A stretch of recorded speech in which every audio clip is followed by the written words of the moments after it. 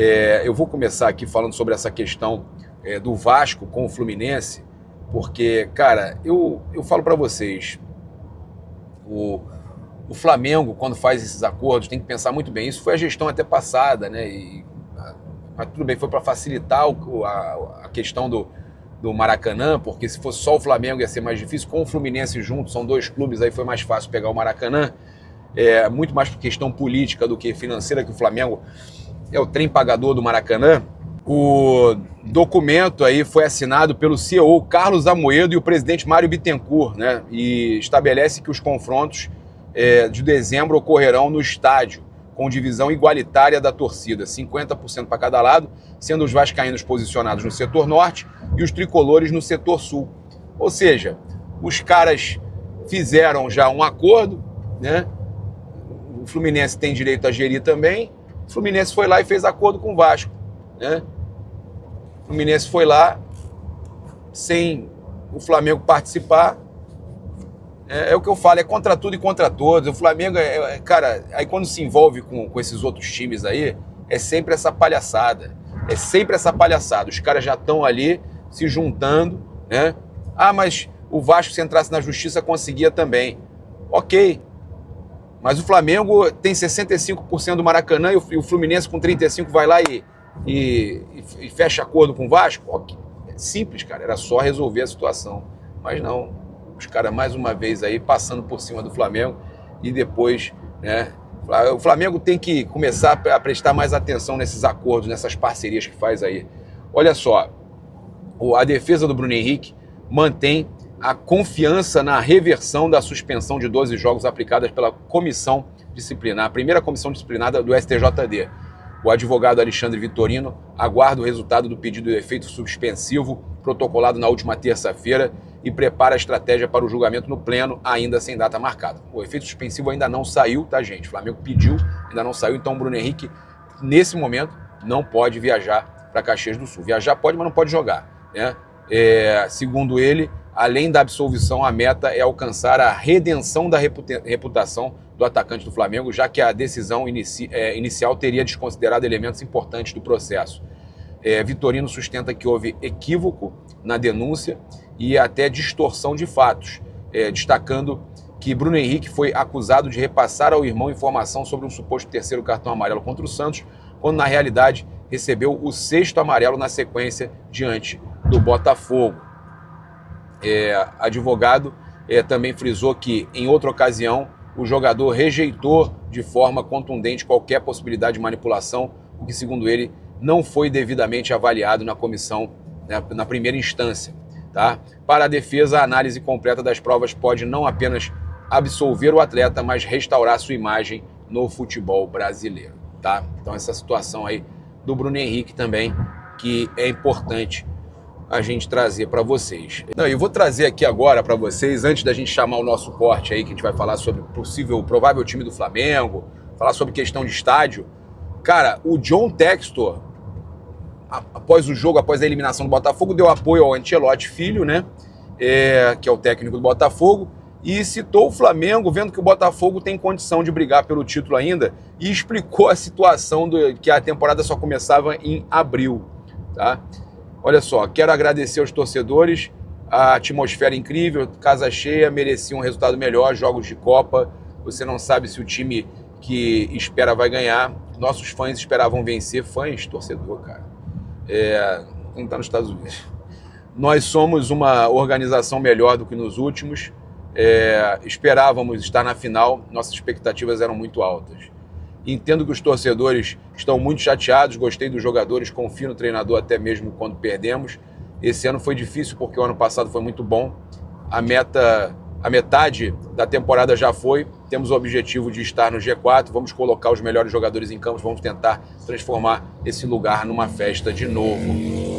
Aí ele explicou a situação que ele falou que o ano começava em abril, maio, tal, porque ele perdeu pro Flamengo, ele deu desculpa, ele perdeu a Supercopa, o Flamengo foi campeão na final da Supercopa contra o Botafogo, ele deu a desculpa que não, a temporada começa em abril, aí perdeu a Recopa, não, a temporada começa em abril, perdeu o Mundial, a temporada começa em abril, tomando chocolate, né? Chocolate do Flamengo, chocolate do do Racing, chocolate do Pachuca, né? Foi pachucado, né? O Pachuca machucou o Botafogo. E aí ele dando desculpa. Aí ele explicou ainda ontem. A temporada não começa em abril. Nós tivemos essa mentalidade ano passado e tivemos a melhor temporada em 20 anos. Tivemos uma mudança inesperada de treinador. O Flamengo está a 10 pontos acima de nós. Essa é uma distância que podemos chegar perto. Vamos tentar. Então tenta, beleza. Mas ele dizendo que mas se a temporada começa em abril, né? Você tem tempo para... Vou falar daqui a pouco com vocês. Isso é futebol, ele falando. É tudo para nós. Precisamos mostrar futebol para nossos fãs. Ainda tem muitos jogos pela frente, muitas batalhas. Queremos vencer os top teams. Então a meta do Botafogo agora não é mais ser campeão, é vencer os times que estão na frente, os top teams que ele chamou, né? Flamengo, Palmeiras. Nós falhamos em vencer a Conmebol Libertadores e a Copa do Brasil. Planejamento não é fácil. Compramos muitos jogadores de qualidade. Sim, falhamos na ambição que tivemos.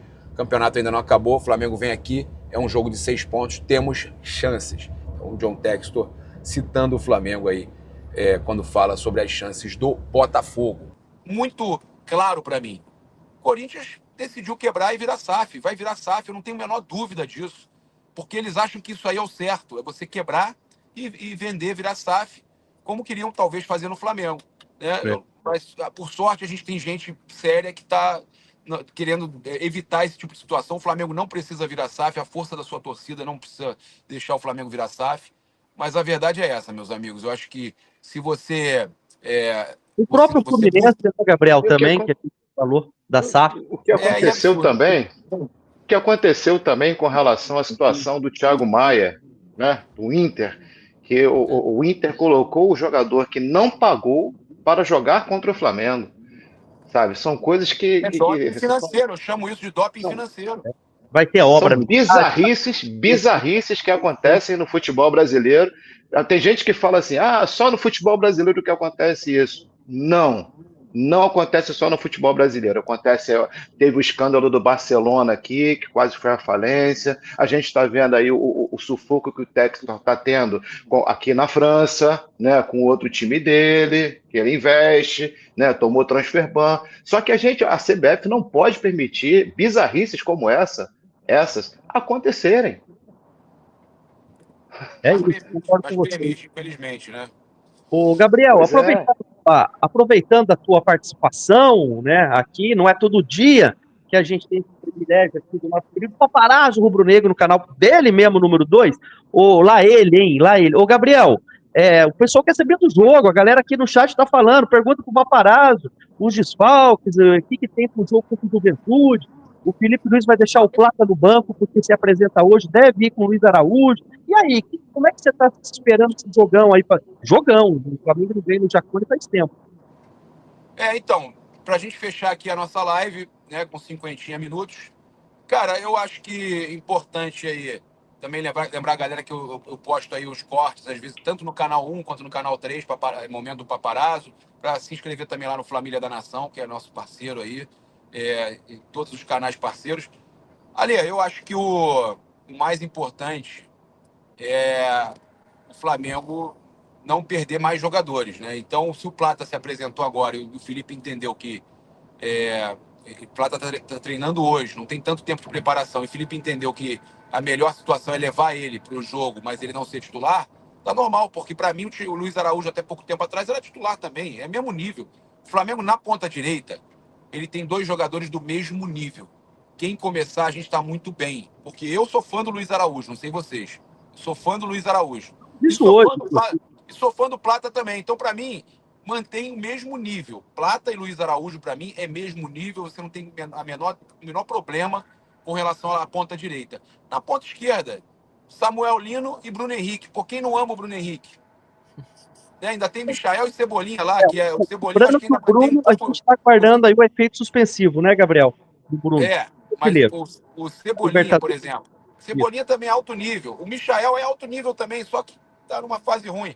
Mas então a gente está muito bem servido, tá? Então eu acho que a gente não tem que... Até ontem tinha falado de quebrar a cabeça o Felipe Luiz para escalar o time, mas é quebrar a cabeça porque é só saber quem que ele vai botar onde e tudo mais, porque jogador tem, elenco tem. Então vamos lá. Rossi, Royal, Léo Pereira, Danilo, que o Léo Ortiz não pode jogar, e o Matias Vinha, para mim, que ganhou minutagem na seleção do Uruguai. Iria de Saúde primeiro, De La Cruz, Arrascaeta, Samuel Lino, Luiz Araújo e Pedro. Tá bom para vocês? É o meu time também. E aí, Calel? Eu só inverteria o Dela Cruz com o Saul. Eu colocaria o Saul um pouquinho mais à frente para fazer ali o meio de campo com a Rascaeta e só faria essa alteração. De resto, eu estou de acordo. E aí, o Enzo? Não, pra mim esse é o time titular de domingo, assim.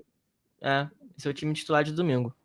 Perfeito. E é muito possível que seja agora. Tem aquela coisa, o Juventude vai com os 11 atrás da linha da bola, vai povoar o meio-campo. Não se surpreenda se ele vier com Alan ou Everton Araújo, pensando como Eu falei isso ontem, lembra? Pois lembra, como o Felipe Luiz pensaria. Não é que eu faria, não. Aliás, perfeito. Saúl e Nico de la Cruz. Mas é possível que ele venha para poder segurar um pouquinho esse meio-campo muito povoado, né? Nenê, o pessoal querendo arrumar um pênalti lá pro Nenê. A gente sabe, contra tudo e contra todos. Lembrando que o Palmeiras joga depois contra o Internacional. É isso, gente. E aí, mais alguma coisa, papai? Palmeiras vai empatar com o Inter, Cruzeiro vai perder pro Bahia, que vem mordido da eliminação da Copa do Brasil, e o Cruzeiro vem tranquilo.